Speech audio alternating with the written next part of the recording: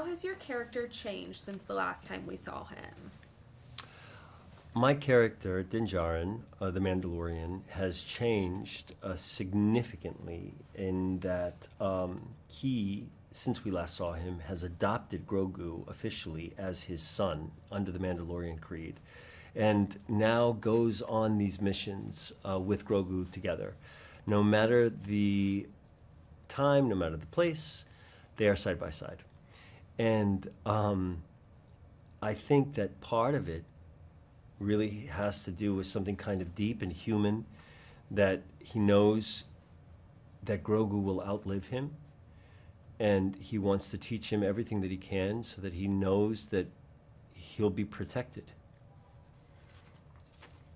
You've obviously worked with Jon Favreau for quite some time now. What has that experience been like, and what can you tell us about him as a director? Working with Jon Favreau has been my longest creative relationship, I am very, very proud to say. Coming up on 8 years collaborating together on this character and this storytelling. And I think that from the very beginning, I felt invited into what is essentially a collaboration with Brendan Wayne, the actor that he worked with on Cowboys and Aliens, who has shared the suit with me, Lateef Crowder, who is one of the best stunt performers in the business, and just the creative process from the start, the filming and the post, that is not my experience on other jobs. And he's always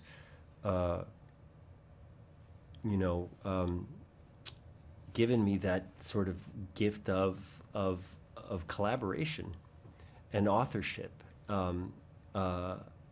in this world that really comes from his and Dave Filoni's imagination and love of the Star Wars world that George Lucas has created. Can you talk about the parent-child relationship between Mando and Grogu and why it continues to be so popular with audiences? There's a very parent and child relationship and chosen family story that is encompassed by The Mandalorian and Grogu.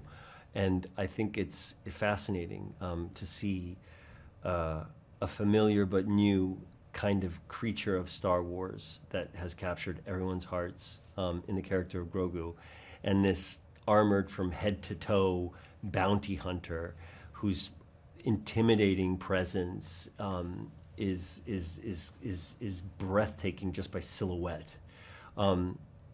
Reflect this human relationship that we can all relate to, of protector and protected, of parent and child, just, love. And that this little powerful creature reminds you that there's a human beating heart under all of that armor. And that it's through this relationship that you understand that the Mando is human, and that Mando understands that he is human.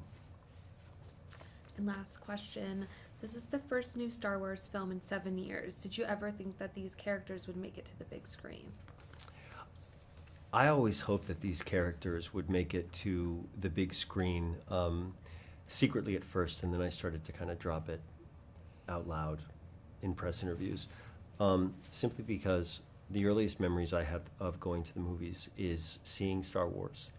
And so that's an experience I want every generation to have. Great.